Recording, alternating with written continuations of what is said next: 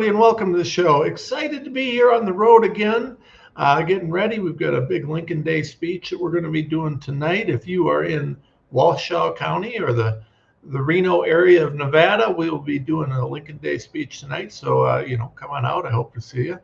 And if you're not, well, just watch this show on replay, I guess.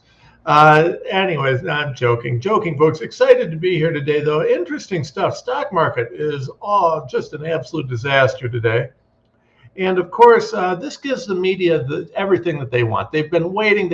They just want to go after Trump. Oh, it's Trump's fault. It's Trump's this. It's Trump's that. And of course, it's Trump's fault, right? His tariffs are destroying the world. His tariffs are this. His tariffs are that. You know, the thing about it is the media didn't seem to care when Joe Biden's economy was destroying the entire country. We're paying, $4 or $5 for a carton of eggs, $7, $8 actually. I think my wife at one point paid double digits for a carton of eggs. Just outrageous costs, outrageous expenses. But the media didn't care about that, not one bit. Trump comes in, he starts fixing things. We see the prices going down on gas, on eggs, on all these essentials. We see a lot of these things improving.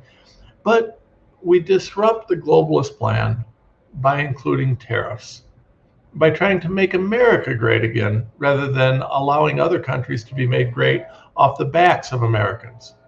That's what tariffs are, by the way. So the media is having a stroke. And of course, the stock market collapse is 100% Donald Trump's fault, and the media can't wait to blame him. Well, this is all nonsense, and we want to get into this. Now, I will tell you, in my opinion, there's no question there's going to be a lot of stock market correction, crash, move, bouncing around, because if we're going to put America first, and we've got all these companies that have invested in putting every other country first for so many years, of course it's going to change things when we start forcing them to move back to America. Of course, when they start bringing manufacturing back, there's going to be hiccups and bumps. That's to be expected. But it's necessary, because at the end of the day, if we aren't manufacturing, if we aren't producing something, we have nothing to trade with these other countries. And right now, we've become a service-based economy providing services that no one needs unless you're going to a restaurant. That means that we don't actually have an economy. And that means that if we don't fix this, we're going to be in deep trouble, because what's happened is all the globalist billionaires have moved all their manufacturing and all their factories offshore, left Americans with no work unless they want to work at McDonald's. And they reap the benefit of selling to us, but they don't actually invest in us in doing so. So it's a mess. We're going to talk about this today. We see that they're calling Bitcoin a safe harbor. I'm trying not to laugh. Also, it's just crazy. But the economy is front and center today, and we're going to get into this deeply. We're going to talk about how to protect yourself and your family. And we got one of the smartest guys out there on this to come and talk to us. Our friend and our sponsor, Kirk Elliott. And speaking of that, make sure you're checking out Kirk Elliott Precious Metals. Kirk is a brilliant guy. He's an economist. He's a brilliant economist, and he takes good care of people. He sponsors us. He takes care of us. So we're grateful to him. And if you support us, make sure you're supporting him. Go to tomrenz.com, www.tomrenz.com. And right there at the top, you'll see Secure Your Financial Future with Kirk Elliott Precious Metals. Bitcoin's based on literally nothing. It doesn't even have an economy behind it. They want to talk about that as a safe haven. If you want a safe haven, buy gold, honestly. Buy gold, buy silver, buy something tangible that you can hold on to. And by the way, anybody that tells you that crypto is private is just lying through their teeth or doesn't understand it. Crypto may be private when it's in your wallet, but if you want to spend it, it's tracked. And they're going to track and trace every part of it. It's not private. The only truly private safe haven investment out there are precious metals. Consider it. If you do consider it, please get a hold of my friend Kirk Elliott. Also support us, givesendgo.com/Renzlaw, givesendgo.com/Renzlaw. Please consider becoming a monthly supporter. We need your help. We need your support. All right, without further ado, I want to bring on my friend Kirk. And we'll kind of work through some of what's going on in this economic meltdown that the media claims we're having. How you doing, Kirk? I'm doing awesome. It's great to be with you, Tom. You too. So stock market's a little bumpy today, which of course means the world's ending. I know because the media told me. Now, they didn't care. The stock market corrections Our corrections when Joe Biden's president or Barack Obama's president, they're corrections. When Donald Trump's president, the world's on fire, we're all going to die, and it's all his fault because of tariffs. What do you think about what's happening, just generally? Well, so for a month here, when Trump really started pushing the tariff agenda in the sense of this is how we're going to make America great again, make America wealthy again, go back to the vision of the founding fathers, turn central banking as we know it upside down. And it's like this paradigm shifting moment, right? Well, when you change something like in America, I mean, central banking has been around for centuries, starting in Europe, right? But in America since 1913 with the Federal Reserve Act, right? So everybody who's pretty much alive today only knows fiat-based money creation by the Federal Reserve because they took the power of creating money away from Congress, right? It's just good grief. So nobody knows anything different. So when you start to change that, which there's numerous reasons and factors involved there. Number one, you can look at the emergence of central bank digital currency globally. Okay, that's a departure from the norm, but don't get tricked by it. It's not there to fix a system. It's there to control people. And you have to realize the same people that are bringing in central bank digital currency are the same people that had the central banks before, right? They just want to have a mechanism of control. Now, what this crisis, Rahm Emanuel said, never let a good crisis go to waste, right? So you've got this banking crisis, you've got this capital crunch globally, you've got this debt spiral. And America was right up to their eyeballs in this too, over past presidential administrations. Biden accelerated it a lot because he truly spent like a drunken sailor. I mean, maybe he is a drunken sailor, right? Don't know. Kamala certainly appeared that way. Yeah, I think they both were on the same little boat. So what we had during this, and this is a long little story to your simple question, but during the Biden administration, you had declining wages, increasing unemployment, coming off of COVID, where stores were shut down, travel restrictions, mask mandates, all this garbage that you have covered so well over the years. I mean, good grief. But what did that do? They had to print money to get out of it. Massive inflation with lowering wages that basically amplified the problem. So here comes Trump. He just said, you know what? I inherited an empty refrigerator here, and I'm going to change it. I'm going to, but you can't change something that's broken so bad just by making some small tweaks. You really have to change the system because the system that we have in place of a series, and you know this better than I, being an attorney, these bilateral trade agreements, multilateral trade agreements like NAFTA, worst trade agreement for America ever in the history of, right? And you look at the stuff with the World Trade Organization, all of these were to benefit the rest of the world, and America just took it on the chin, right? It was bad for us. All of these were. So Trump is saying with tariffs, there's two reasons for tariffs. Number one is to increase revenue for the country. Number two is to use them as a negotiating tool. Absolutely. So he's doing both. So all he wants to really do, and you'll never hear this on mainstream media, all you're going to hear is what you said earlier on in your initial statements is they're saying this is terrible. This is a hidden tax on America. He's going to stick it to the middle class and the lower class. These tariffs are going to bring tons of inflation. They will bring tons of inflation. They will. Why?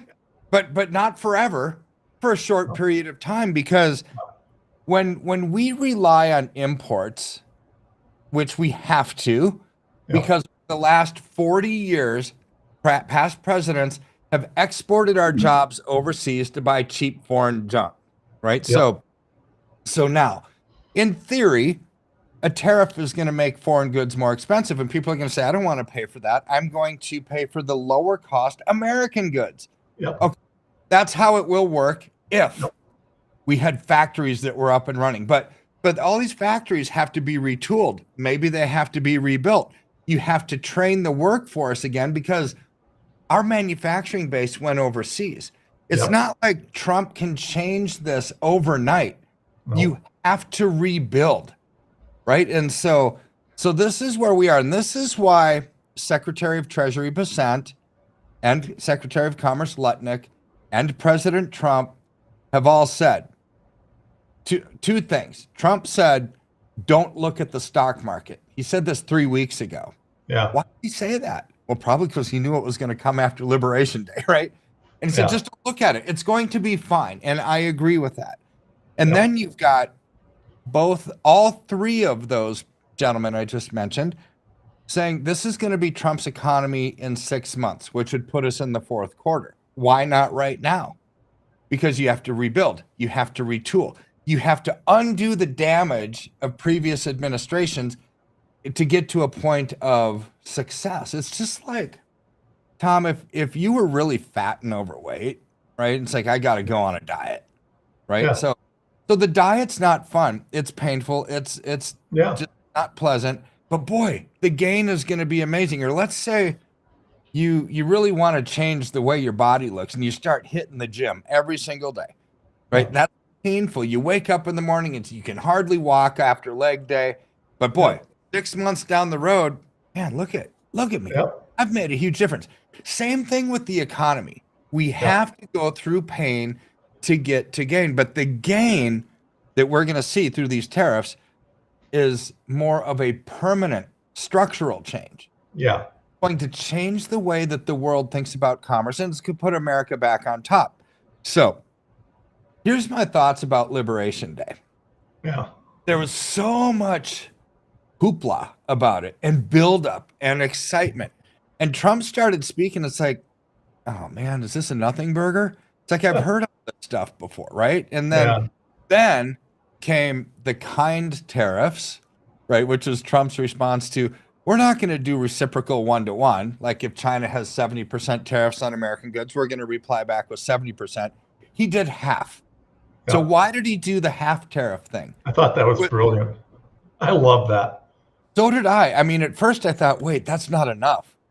But the more I started thinking about it, and this was pretty rapid thinking, like within a minute, I realized how brilliant this was. You have a minimum of 10% across the board on all imports coming into America. But then the reciprocal tariffs are really there to get the top 20 or 40 countries that have really abused America and totally unfair. For example, Japan. So I don't know why people in Japan would buy American rice. Well, I got rice everywhere over there, right? But they do. Right. The tariff on American rice going to Japan is 700%. 700. And the world is belly aching because now Japan has like a 24% tariff. It's like, well, for crying out loud, look what you're doing to us. Trump's tariff is kind. It is fine. Yeah. But here's why this is brilliant. Any tariffs on all of his goods, and it's truly across the board, is going to generate more revenue for America. It's actually going to hurt these other countries, which is why some are going to do retaliatory tariffs, back on us, like China. China's not going to go down. They're not going to lie down on this. No, they're not going to on this at all. They can't. Yeah, and they already did retaliate. They're saying 34% tariff on all American goods going into China. So if I were Trump, I'd say big whoop. Yeah. Like the balance of trade is so far off. All Americans win this every time. Yeah, every single time. I mean, how many Chinese people actually buy American goods? Probably very few. How many Americans buy Chinese goods? Like all of us? Literally. Well, let's unpack that real quick because I don't want people to misunderstand the importance of this, right? So they talk about this as a tax on Americans because we're bringing in, but you got to remember something. No matter what happens, we win on this, and we win because the trade deficit is so lopsided, right? So China sells us billions and billions and billions of dollars worth of goods. We sell them a tiny fraction of it. So if they raise tariffs on us, it isn't going to hurt anywhere near as much as it's going to hurt them if we raise tariffs on them. We've put ourselves in this weakened position. We don't have to be in this weakened position. So when we start raising tariffs, understand that this is like Canada. Canada's belly aching and they say, oh, we're going to charge you tariffs. You sell it, you don't, so what? You sell what? You sell so much more to us than we could ever sell to you. It doesn't mean anything. So, at the end of the day, these guys are all making money off of our backs with these huge trade deficits. And we aren't even charging them for it. We're playing on this very unlevel playing field. So all these tariffs are doing is just, they don't have it. There's literally nothing these guys can do other than lose even more money by quit selling to us. The whole thing's brilliant. Yeah, it is. So when you look at what the half tariffs bring to the table, it brings two things. Number one, revenue, maybe not as much as some people would have wanted, but Trump knows we have to rebuild our factories here first, or else Americans are just going to have to pay really high prices on the imports coming in. So this is part of the kindness of it, is for the American consumer. Right? It's like, but then I was listening to an interview with Bill Ackman of Pershing Square, and a big, massive investment firm, right? And he said, hey, foreign leaders, if you're smart, you're going to get on the phone and call President Trump right away and negotiate something. Why? Because Trump is going to respond to the art of negotiation, right? He's going to, and these countries that want to sell to their goods to America are going to probably capitulate. Yeah. Right? They can I just saw, did you see Vietnam has proposed a zero tariff, to try and get an agreement with us. That's zero. I mean, that's exactly what Trump wanted. Well, it's exactly because right now they have massive tariffs, right? Their tariffs are 92% average on American goods, which is why our tariff back to them was 46%. No. Well, Vietnam's probably their two largest trading partners would be America and China, would be my guess, right? So they don't want to lose that base. So here's where Trump, he wants to be a kind of a phase in probably for the American public, because now, once we rebuild our factories, who cares? Slap tariffs on these other countries at 200% if you really want to. Yeah. But what is this going to do? It brings negotiation power to the table. So China already retaliated, 34% tariff on American goods, not big whoop. So if I were Trump, I'd say, all right, you just put a 34% tariff on us. We're just going to raise the tariff even more on you. Yep. We're now up to 17. And then they're going to do it again. And this becomes a trade war until somebody gives, right? Yeah. Somebody taps out. And that's going to be China that taps out, because they have no choice. Much more important for them to sell to us than it is for us to export to them, because they don't take much of our stuff. We don't export anything. Yeah. This is where Trump is absolutely brilliant, right? Yeah. Absolutely brilliant in all of this. Now, some tariffs are even more brilliant, because what's the goal of all this? The goal is to make America great again, make America wealthy again, make America healthy again, right? And you do that, the first two, by bringing jobs back to America. So across the board, not any of these reciprocal tariffs. He said all automotive imports, including parts, 25% tariff if it's not manufactured in America.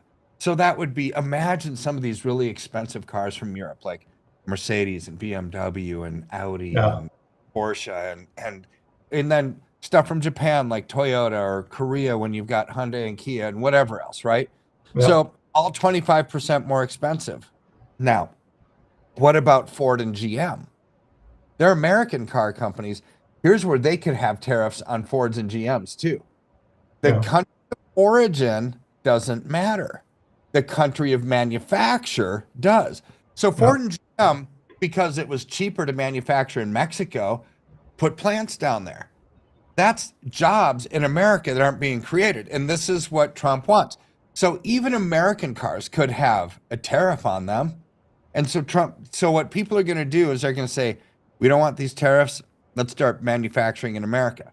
Now, case in point, Taiwan Semiconductor, largest chip manufacturer in the world, like by far largest. So they made a big deal about this about a month ago. They came, talked to Trump, and decided we're going to build a $500 billion with a B dollar manufacturing plant in Arizona to avoid the tariff. So what is this Taiwan Semiconductor going to hire? Who are they going to hire? Are they going to hire a bunch of Taiwanese people? No, they're going to hire Arizonans, right? Or anybody move there. And so this is where, wow, not even an American company, but we're getting the jobs from it. Yep. This is what's going to make America great. This is why Trump's policies are so absolutely brilliant. Now, well, but I want to interject, because you said something there that led me to this, and I hadn't really thought about this. But there is another thing about this. The country of manufacturing versus the country of origin. The way this is structured, it's about creating jobs for the middle class. But here's the thing: there's two things that make this real tough. And you've hit it on the head, because you talked about the negotiating power. See, since Trump did a half tariff, a half reciprocal, he's got room to go up or down, and we still are, and still we're winning, right? Because if we get to 100% tariff, well, the problem is that there's not a whole lot of negotiating room there for Trump, right? So if China wants to get into a trade war, well, they're still in a situation where they're winning. They're just not winning as big, because half of the money that they're making selling to us now is coming back. So right now, with the way Trump's got this, China's still winning in some ways. They're just not winning as big. So that's going to force a lot. And when they start losing, it's going to force a lot of stuff back onshore. But here's the catch. Here's the most brilliant catch on this. And I didn't think of this till you were talking. The owners of the company, the rich, influential guys at the top of the food chain that actually have influence over the CCP, over Taiwan, the government leadership, the globalist billionaire class. Well, guess what? They don't want to shut this down. They don't want to fight this too much, because at the end of the day, they're still going to make the money off the manufacturing jobs based here, because they still own the company. He's not requiring that the company be owned in America or be controlled by an American. He's requiring that the workers be employed here. So that allows us to build a middle class without pulling the money away from the ultra rich. So the ultra rich aren't going to want to fight this in the same way that the politicians will. It's a really kind of a brilliant rebalance of power action. Yeah, it's absolutely brilliant. And you and I were talking off the air about, before we get into the market reaction to all of this, is rebuilding America, bringing the manufacturing back. And you had mentioned to me about automation. Yeah, I think it's the big wild card. It is a huge one. And when you were telling me that, I mean, I'd love to hear your thoughts on it, but I remember the port strikes. Yeah. When all the East Coast was basically shut down. Why did the unions actually go on strike? Yeah. Wasn't just because they wanted more money. Yes, they wanted more money, but the big one was they wanted these port bosses to say, we are not going to have automation.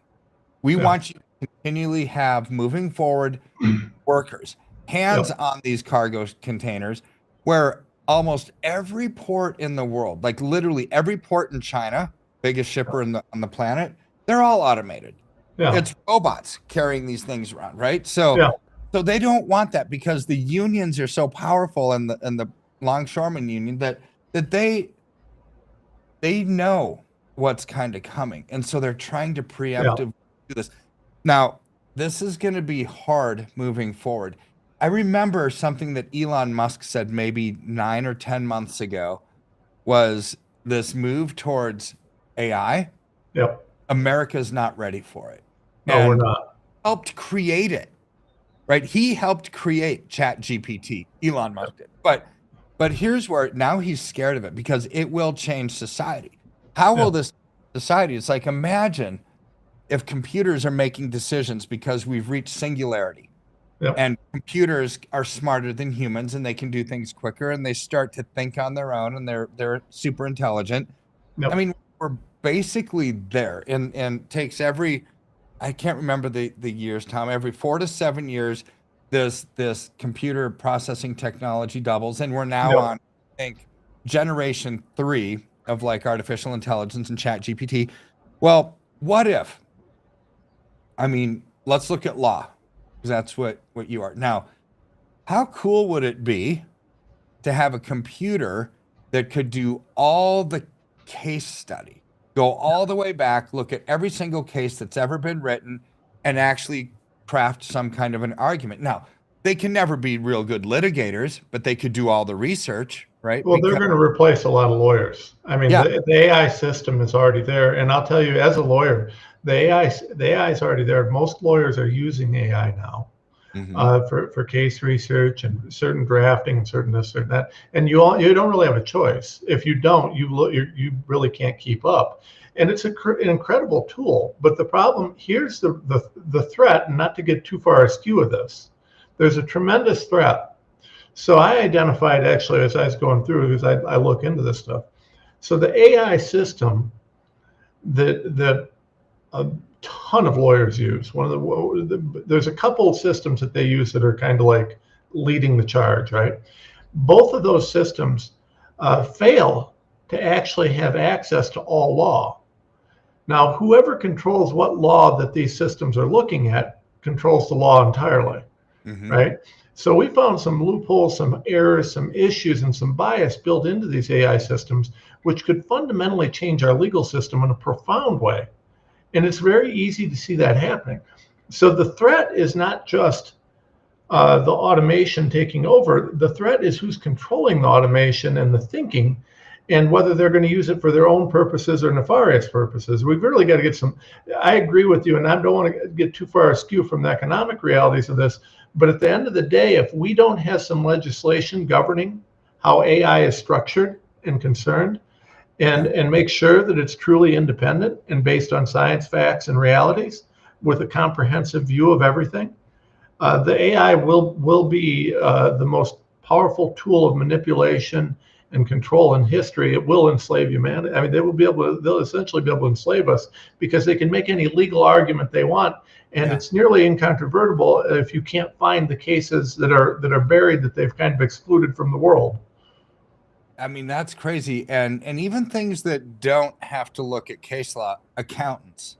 I can't envision a world 5 years from now where accountants even exist anymore, because that's an easy, it's just math. No. And so here's the problem that Elon Musk was going after, and it's purely economic.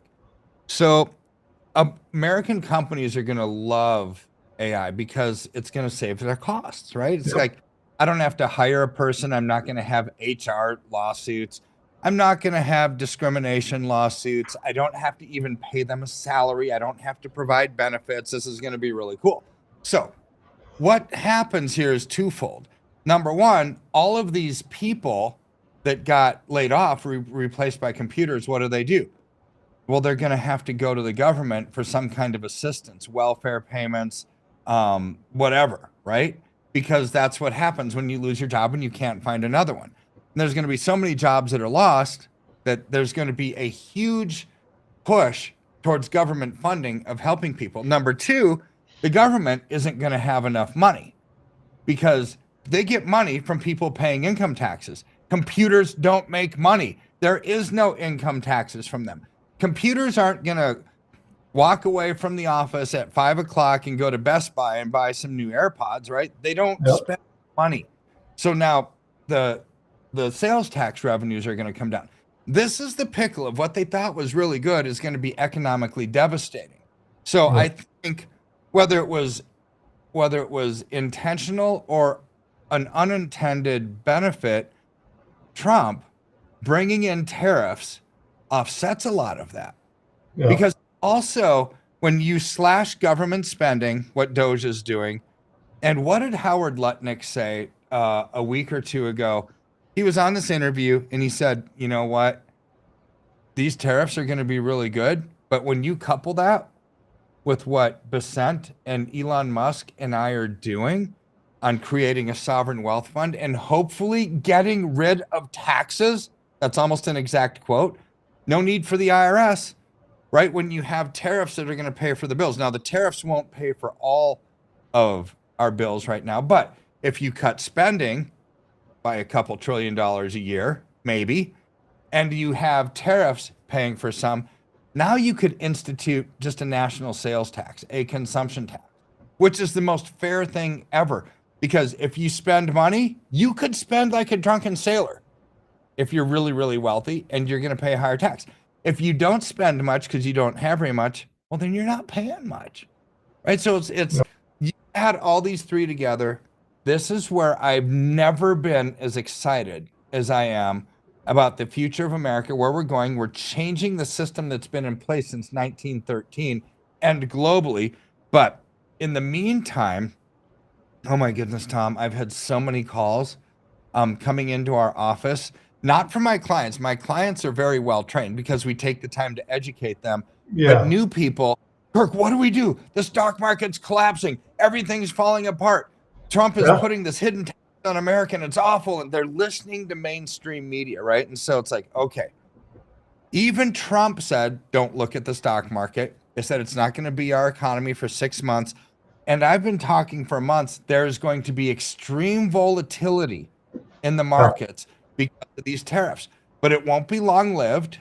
Now, the stock market might be long-lived because the stock market, even the Dow Jones Industrial Average, S&P 500, most is American exchange, right? But it's not just Americans who invest in stocks. It's a global thing. There's tons of international money coming into our stock market. As the world kind of goes into an inflationary recession, which America might have a short-term inflationary recession as well. Yeah. Because the price is going to go up. But this is where I don't care. Okay. So inflationary recession under Biden, the worst possible thing, because they're printing money after COVID. That creates inflation. Jobs were being lost. Unemployment was sky high. So that's where you saw this huge discrepancy between prices and wages. Under Trump, bringing jobs back to America, people are going to be working. Let's just say the inflation rate's 10% and wage growth goes up by 10%. You don't even know that prices went up because your wages kept.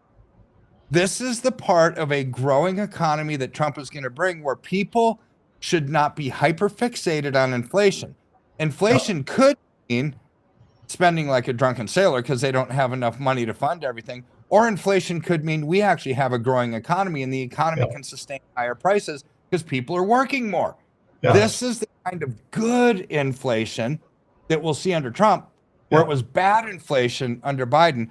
So don't get caught up in the mainstream media narrative that Trump is going to cause massive inflation, because he's also going to cause wages to go up, and you won't know the difference when your wages. Great point. Yeah.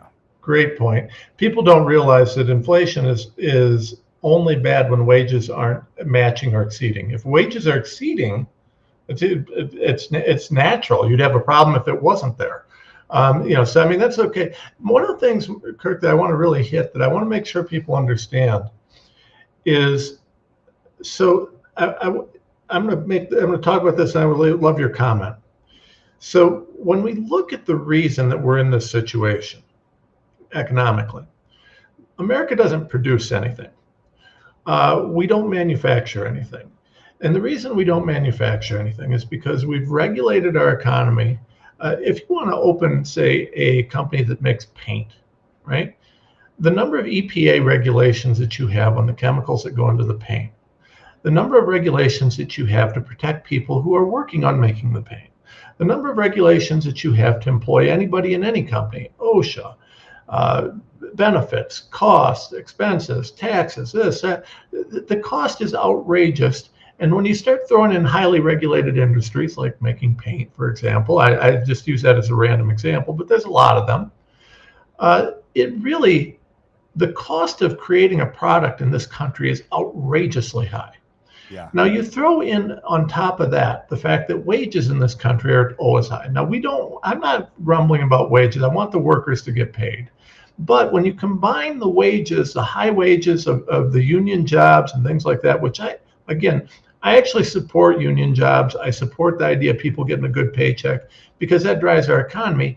But although I would like to see it done without corruption, the problem is that you can't, when you couple that with the regulatory burden and the cost of the regulatory burden, it's created a situation where it's actually cheaper to build a factory in a place like China, train people, teach them how to do the job, teach them what to do, because none of them knew how to do it before we started training them. And then take whatever good you're building in China and ship it all the way back to the US and then sell it. The markup, you actually make more money doing that than just building it here in the US because of the overregulation. And one of the things that's foundational that people don't understand is that we don't have manufacturing in this country because we have overregulated and created barriers to entry that are so monumental that we've driven business out of this country. Yeah. Trump is fixing that with this. He's saying, listen, if you want to go ahead and make it over there, that's fine. But now when you ship it over, not only are you going to pay the cost of shipping, you're also going to pay a tariff on it. That way, because if you want to screw the American worker by going to a place and hiring somebody for slave labor wages, and where you can pollute the environment, destroy this, destroy that, and you don't have to follow any regulations. If you want to do that, that's fine, but we're going to make you pay to bring it over because we want a level playing field. And that's what's really happening here. What do you think about that? Well, it's all about the level playing field, in my opinion, because this is what America went from good to great, but we have to go from great to legacy, I would say. Yeah. You can't go up this ladder with the very uneven playing field. It's so unfair. And this is why the rest of but this is what the globalists want. This is what the World Economic Forum wants. This is what the IMF and the World Bank, the World Bank just is there to alleviate global poverty. Well, what's their way of doing it? It's not to increase revenue for these countries and build infrastructure. It's basically just redistribution. Yep. It's like take from the wealthy countries and give to the poor. It's like Robin Hood, right? It's not, hey, what industry? And an altruistic way. Yeah. What industries does this country have that they could really thrive in? What do they have a comparative or absolute advantage in and grow them that way? No, they would rather do it the easy way and just take from these other countries. This is what these horrible trade agreements have done to America, and shame on previous presidents who've just buckled and thought, I would rather be the president of the world than the president of the United States, because that's what their actions showed. Yep. I don't care what they say. Let's look at their actions. They speak much louder than words. Yep. And they have sold us a bill of goods, went down the river or up the river, whatever the saying is, without a paddle. And now Trump has to fix all of it. Trump is going to get blamed, guaranteed. In a world where there's no guarantees, this is my guarantee. He will get for the markets getting crushed. He will get blamed for raising prices on everything. But he's just fixing something that other presidents created. 100%. Yeah. 100%. And we have no choice, because here's the thing. We've continued to offshore our manufacturing. So we're at a point now where in this country, the reason these trade deficits exist is that we literally don't make anything. We aren't allowed to mine. We aren't allowed to produce natural resources because we're regulated again. Well, you can't have a mine. We got EPA regulations. You can't cut timber. We got EPA regulations. We produce nothing, including natural resources. Well, at some point, we can't just buy from other countries, because what are we going to buy with? When you buy something from another country, you have to give them something of value. The dollar was historically the thing that we gave them, but the thing is for the dollar to have value, it has to be based on something. We can't just say the dollar's worth something and that's what it's worth. Yeah. It used to be based on gold. They got rid of the gold standard, and they moved to the kind of this kind of hybrid thing where we controlled the oil in exchange for security. Well, that's gone now, and there are other world superpowers on security. So we really don't have much to trade for at this point. There isn't much that we can offer the world. So if we don't start making something, what happens is the world says, hey, why the hell do I want you're going to give me dollars for goods? Well, why? What do I want your dollars for? What's good's that going to do? What do I get out of that piece of paper that means nothing? And that's the issue. The issue. We're now at a point where if we don't fix this, the American economy will collapse entirely. What Trump's going to do is going to cause some short-term bumps, but it's going to create long-term economic gains. When we start producing and making things and manufacturing again, well, guess what? We're doing something and we've got something to trade. Until that time, though, we're at risk of complete collapse. And so we have to do this quickly. We don't have another chance. And I think that I don't think we have an alternative, but to start bringing some manufacturing, some of these things back. Otherwise, we become the next Venezuela, where you see this, ludicrous inflation, or Zimbabwe, or, one of these countries where you start seeing, a bazillion percent inflation with no wage growth at all, or wage decline. That's where we're heading if we don't make these changes, and it's necessary. So, what do you think, Kirk? Well, it's 100% necessary. It's the only way, really. I think these tariffs are the only way to fix the problems that are facing America, because you can't make an adjustment to things when the thing is so incredibly broken, right? So here's where you look, though, at the number of calls that I've received over the last 2 days. People think Trump is breaking it more. No, he's not. He's not breaking it more. He's fixing it. It's the only way. Literally, I think the only way to make America great again moving forward is level the playing field, bring jobs back to America, start slashing expenses. Everything that he's doing is what needs to be done, right? So here's why, since you and I have talked on previous shows how, for example, gold and silver are a great investment during times of crisis, but yet they've come crashing down to earth since Liberation Day, right? 2 days ago. But you know what else did? Everything. Yeah. Everything came down. The stock market, crypto, gold and silver. Everything came down. And why? So there's a simple explanation for it. The big firms that are heavily involved in paper, whether it's Merrill Lynch or Morgan Stanley or whatever, right? They've got some margin calls. People have to sell something of value to cover margin calls. If they're losing money hand over fist as a firm, they're going to have to sell something that's a profit to cover their losses because they have shareholders to, right? So what's gone up a lot? Gold and silver were up almost 20% each the first 3 months of the year. Well, that's 1 quarter. Multiply that times 4 to get the annualized rate. They're on pace for an 80% growth year. Last year, they went up a ton, right? So their precious metals positions have gone up. They just may need to sell to actually cover the losses that we're seeing, significant losses in the stock market the last couple of days. But that doesn't mean that ever since Liberation Day, does that mean, all of a sudden there's gold in the London vaults? Nope, that didn't change. Is there any more demand or any less supply in 2 days? No, it's not a big difference, right? Fundamentally, nothing changed that has caused gold and silver to go up over the last year. The only thing that changed is when times of crisis, when people have losses, they generally have to sell something of value to cover the losses. Families are no different. You lose your job, you're going to sell something of value to actually cover your expenses. This is what's happening, why everything, literally everything, came down.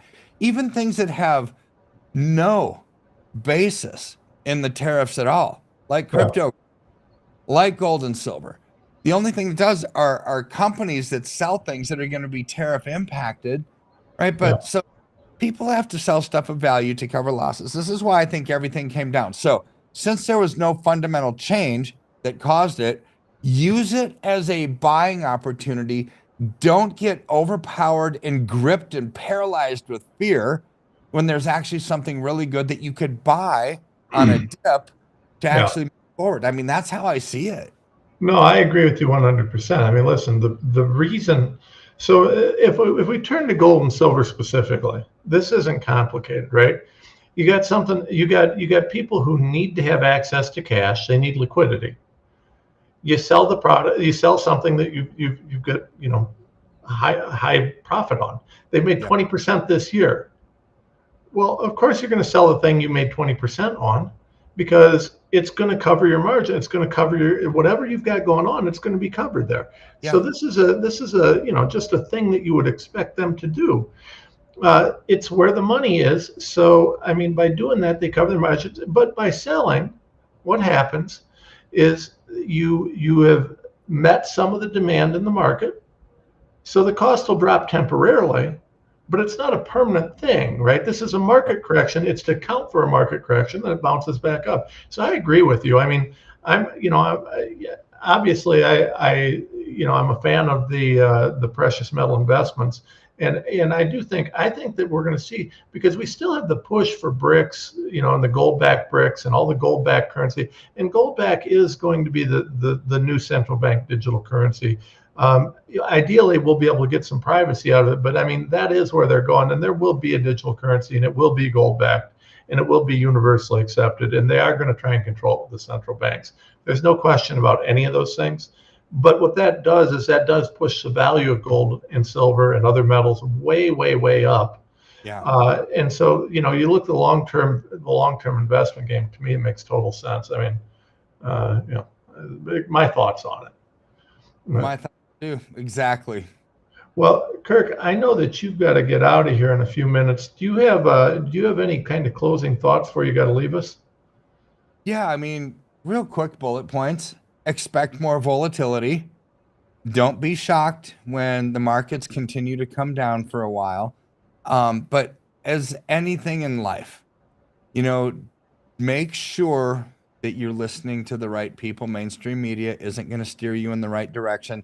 These market corrections are not Trump's fault. He's fixed a broken system, but these corrections are a natural byproduct of what he's doing in the short term. So I've never been more excited about the future of America. Don't be gripped, paralyzed with fear, right? Just take this opportunity to say, our goal as wise and prudent investors is to buy low and sell high, minimize risk, maximize return, right? Those little fun sayings, right? No. But that's where gold and silver come in. It's more than a fun saying. You can buy low and sell high because they're going to go much higher based on the geopolitical, political, economic underpinnings facing our global economy. And the best way to minimize risk, go into something that everybody is wanting, right? Yeah. People are getting out of stocks because they don't want them. That's why the price goes down. People are selling gold and silver, in my opinion, to cover their losses on paper, because fundamentally, we have low supply at COMEX. The depositories have little supply. Demand is through the roof. This is just a temporary thing. Take advantage of it so it doesn't take advantage of you. Yeah.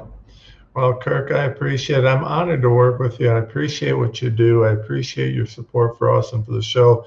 And I hope people will support you. I think it's a very, very good decision right now. So thank you for all that you do. And I look forward to having you back real soon. Sounds good. We'll see you, Tom. Thanks, Kirk. Okay, everybody. That's Kirk. Literally one of the smartest guys I know in terms of the economy. I mean, just a brilliant guy. Definitely worth talking to if you're interested in gold or silver or just general advice. But one of the things that we didn't really get into as much that I really want to hit on right now is the automation wildcard. Now, we talked about that a little bit. But one of the things, if you look at what's happening, so Elon Musk has talked a lot about the AI, and he's got his robots coming out now. And I don't know if you guys have seen these robots, but these robots, literally, they're shaped like humans. They can move like humans. They essentially will eventually be able to do anything a human can do physically. They can move, they can walk, they can talk, they can communicate. And there's a lot of people that believe that they will in many ways be almost indistinguishable from people in terms of their capacity to do things. That's going to change the work paradigm in a lot of ways. One of the things that was always very useful for people is that really you couldn't automate certain things, right? You couldn't, because you needed a person who could, raise their arms, move here, move there, and do things that were kind of random and just whatever you need to do. Well, you couldn't do that because automated systems used to be, the robot moves from here to here and then there and then there, and that's now with AI and with these new systems that are built to be able to move like humans, that changes the paradigm. There's not really a job out there that a robot won't be able to take from a person. Maybe a pastor or a preacher, because a robot's not going to be of faith. Although they could be programmed to pretend that they understand faith. Maybe, a lawyer, because justice is going to be viewed a little bit differently through humanity's eyes than through that of an AI system. But we're going to have to find ways to deal with that, because what does that mean in terms of the economy? And we can get into the ethics of all this, which are terrifying, to be honest.